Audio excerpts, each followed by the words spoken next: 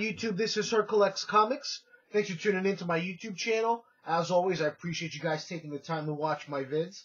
I'm going to do one last haul for 2016. Some things that I got in the last month or two through various eBay purchases. Also going to go through some things that I picked up at my LCS. And just one or two items that I got for Christmas as well. Speaking of which, I hope that you guys had a great Christmas. For those of you celebrating Hanukkah, happy Hanukkah. And I'm wishing you guys all the best in 2017. Hope that 2016 was good for you. It was great for me. The birth of my second son, Gabriel, took place this year. And, there were some areas, of course, we all wish could have been a little bit better. But overall, definitely feel blessed and, grateful to be alive, to have a family, and to have picked up some great comic books this year. So I'm not going to go through, too many comics tonight, but I am going to show off, a little something. So this was something that my sister got me for Christmas, a 2017 calendar, vintage Marvel Comics, which I thought was pretty cool. And, each month it's got a different comic cover associated with it, some cool Silver Age stuff. And, when you're done, you can also tear the pages off and frame of it if you want, or post them on the wall. She also picked up a trade paperback at my local comic book shop for me. She went in there and my guys helped her out, picked some things for me. So she got me this Captain America trade paperback, which I definitely look forward to reading. I flipped through it. Artwork looks very solid, and the story seems interesting, so I look forward to checking this out. And then she also, my guys at my shop know I'm a fan of Howard the Duck. So she got me a Marvel trade paperback, Howard the Duck, the complete collection, Volume 1, which is fantastic because I have a number of Howard issues, but I don't have, the entire run. And so it's nice to be able to have a nice compilation to start reading in the new year. I have the Treasury story for this issue here with the Defenders. And, I've always enjoyed reading Howard the Duck. So I'm glad that I got this. This was a nice Christmas gift. Thanks, sis. So, my local comic book shop. Oh, also, as you can see here, I have a Star Wars Treasury in the background. And that's really just to kind of honor Carrie Fisher, who recently passed away. I'm a big Star Wars fan. If you guys have watched a number of my videos, you know that I love Star Wars. But what's so nice about this is, which is also always has been a favorite of mine as far as covers are concerned, but the back doesn't always get that much love. And it's really nice because it's the image of Princess Leia in this is kind of fitting in that she's kind of, seems like she's descending upward into the heavens, and so I thought that was a very nice image. Wanted to share that with you guys, and I'm going to leave it up there in the background for the entire video. So, let me just angle this a little bit more here. I'm going to go through some things that, I got some stuff I picked up today off my pull list. This one I picked up actually last week, but I just wanted to share it. I thought this was really good. Oh, this was actually a Christmas gift. What am I saying? My sister got me this as well. So the two trade paperbacks, the calendar, and she picked this up. I wouldn't have bought this, by the way. If I would have seen this at, on the shelf, I probably would have just overlooked it. But she bought it for me, and I read it, and it was actually very good. It shows Gamora's life prior to Guardians of the Galaxy when she was still rocking with Thanos.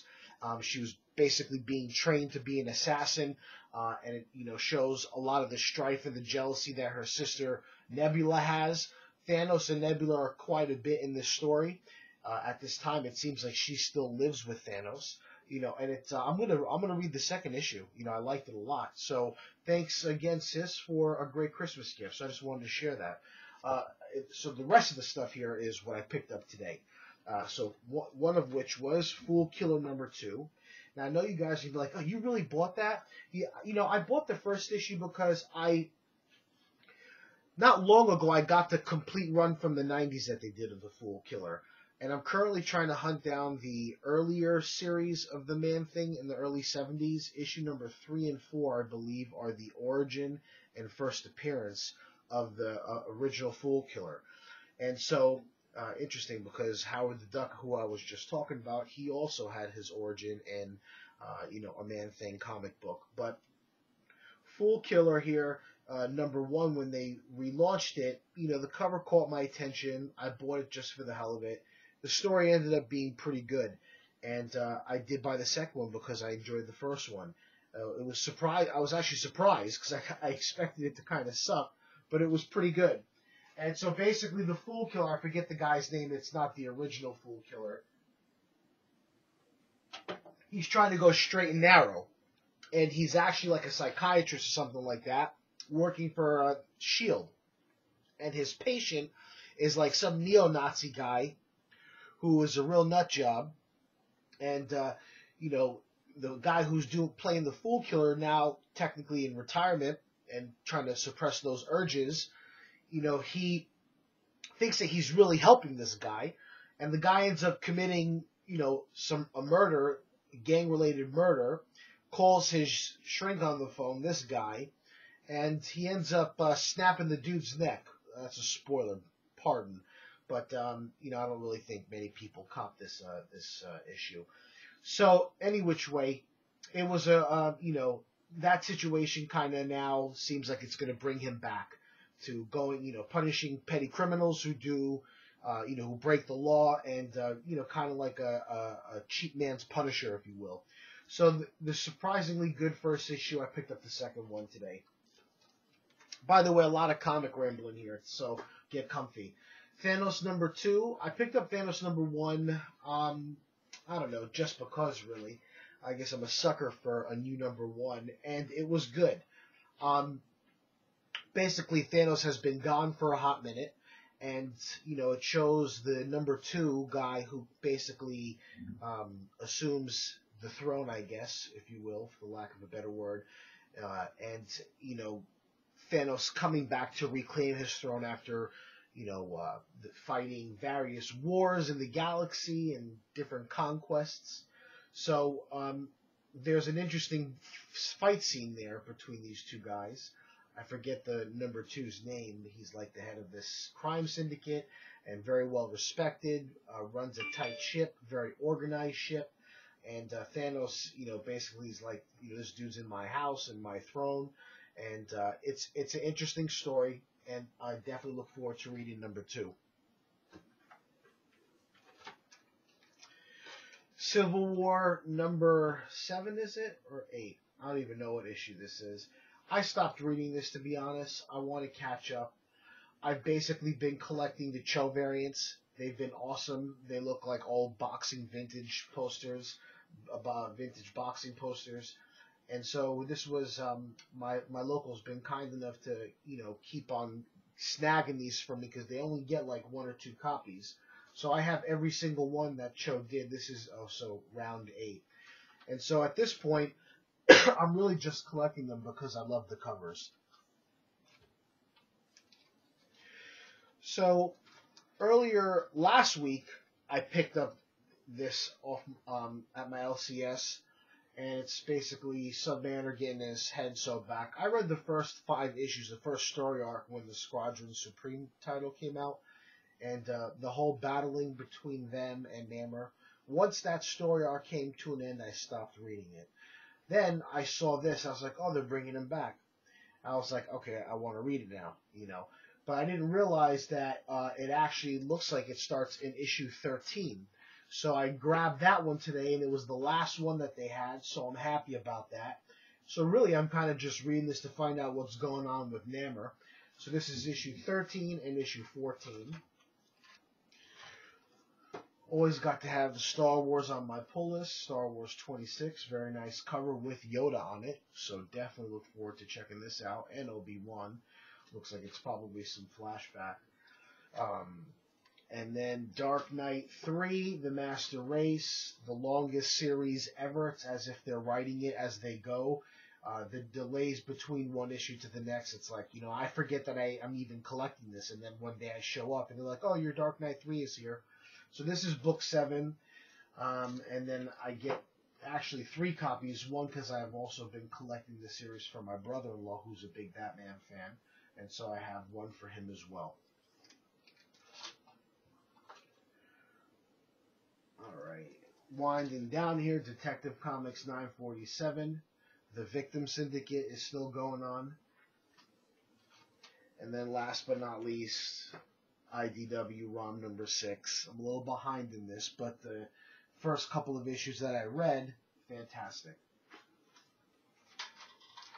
Alright, so that's done with the LCS and modern comic talk. Now I'm going to go off to some of the things that I've collected here and there over the last month or two. A recent one that came in, again, you guys know I love Reed Fleming, The World's Toughest Milkman. This is a crossover with The Flaming Carrot, a collaboration between Bob Burden and David Boswell. And I love this cover. Hey, no fair, 3 against 1. All right, you take the monkey. You know, so this is interesting. And as you can see here, it says Christopher Walken. So I really look forward to reading this. This is something I'm going to probably bang out this weekend. I'm off, the next 3 days. So hopefully I'll be able to do some comic book reading. And this is going to be on that list.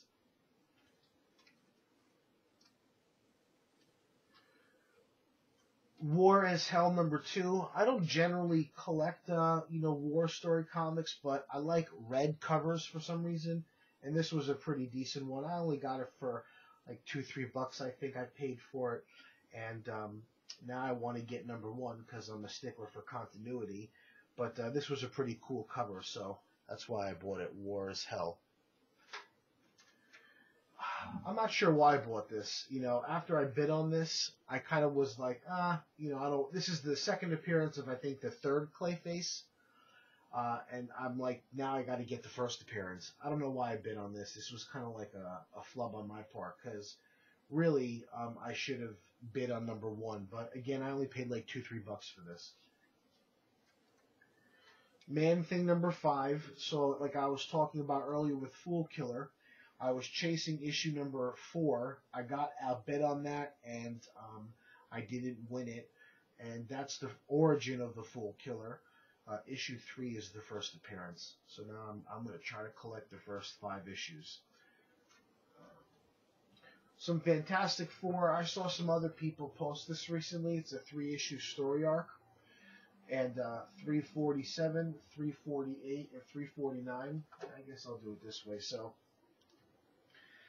it features Arthur Adams artwork, and it's really nice, So people said that it was a really good story.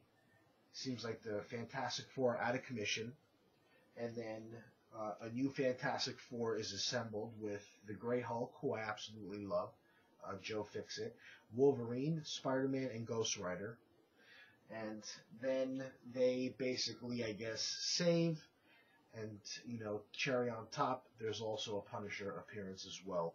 So I look forward to reading this. The same seller who had these 3, I was hunting down those 3 because it was highly talked about by people I read in forums. And then this guy also had a bunch of, few lots of Fantastic Four stuff by Walt Simpson. So I ended up getting these for about $5. This lot that I'm going to show now. So this is 337, 338. Look at this cover here with the Gladiator and Thor. Fantastic Four 339. Again, this is a Walt Simpson. I believe all of these are Walt Simpson covers and stories. 340. 341, and then 350. This one I bought separate just because I like the cover. So the other ones I paid $5, and I think this I paid about $1. Pretty cool cover there by Walter Simpson.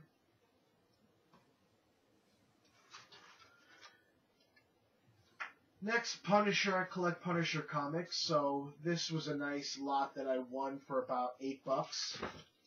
Oh, sorry about that. Knocked the camera over. don't really know how many issues this went for, but this is like a pretty much unread near mint set. So this is Punisher Warzone #1, John Romita Jr. And I believe people spoke highly about this. I never read it, and so I wanted to grab it. I got issues 1 through 9, all of which seem like they're not read and in great condition. This is issue number 2. Lopping some grenades there. Issue 3.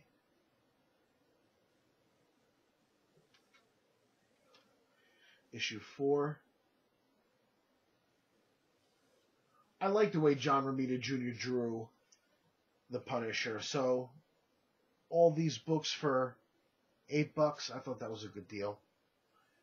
Number 5, all came bagged and boarded. Number 6.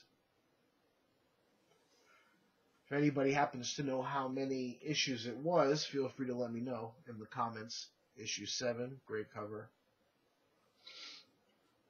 Issue 8, 7 against 1, fair fight. And then issue number 9, it says going, gone. You know, I don't know if that's, you know, I don't think that means the series concluded. I don't know how many issues it went for. So, 1 through 9. One of the Bronze Age characters I've always wanted to complete was Deathlock by Richard Buckler.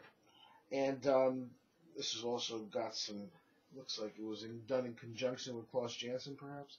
But this is, I got all of them except for the last issue I had to hunt down separate. So these are the Astonishing Tales featuring Deathlock, first appearance number 25. I got all of the issues, let's see here. Well, we'll count them as we go. 26 is a fantastic cover by Richard Buckler. 27.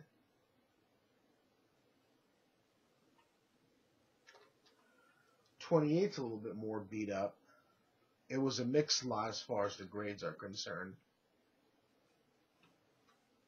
There was no 29. Well, at least not with Deathlock. The issue had nothing to do with this particular story arc. So I don't need 29. Then there's number 30, holding a massive crossbow. 31, nice cool cover here. This I just figured I'd show it. Recent modern homage to the one that I just showed you. So just do that one in there. 32.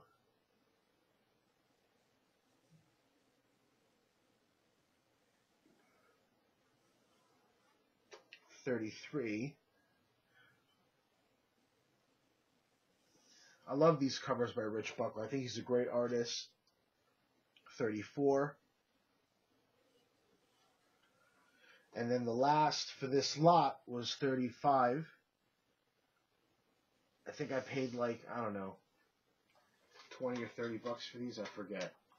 But all those were one lot. And then the last issue for the story arc was 36. I had to get those separate, and it happens to be a cover that I have fallen in love with. Look at this beautiful cover here. Astonishing Tales featuring Deathlock the Demolisher, number 36. Very Steranko-esque, you know. Almost looks like James Bondish, too. But I love this cover so much that I bought also the 30-cent variant, which is a little bit more rare, but not as in good condition as the other one. But I like the way that the 30-cent looks. So, got those. And then I have one coming from the UK, which looks like this, but inside it says, in the price it says £10, 10p. So, I'm just going to go nuts for this cover, basically. I love it.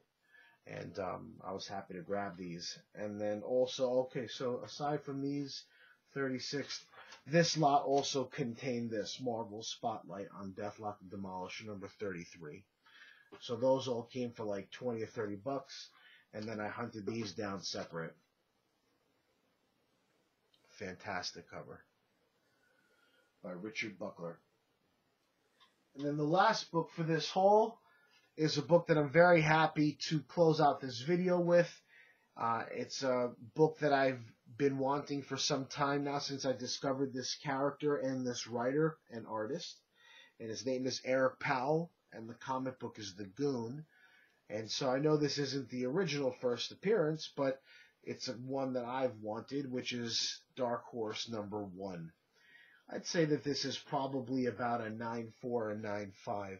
And what's interesting is I ended up having a situation where I got a refund through PayPal for $100, and I used that refund to buy this, which I paid $80 for. But you know, there's not many out there on eBay, I've noticed, and the graded ones are a little bit out of my price range.